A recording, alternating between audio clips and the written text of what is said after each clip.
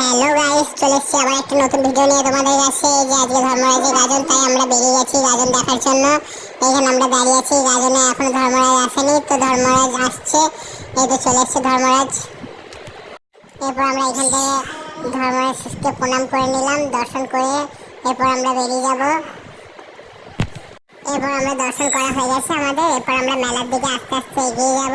আমরা মেলা ঢুকে পড়েছি। মেলা ঢোকার পরে মেলায় প্রচণ্ড পরিমাণে ভিড় ছিল এবং এই মেলাটা একটাই মেলা হচ্ছে এখন এইদিকে, তো সেই জন্য আমাদের মেলায় প্রচুর ভিড় আছে। তাই তাই ভিড়ের মধ্যে ভয়েসটা আসেনি বলে এরকমভাবে ভয়েসটা বানানো হচ্ছে।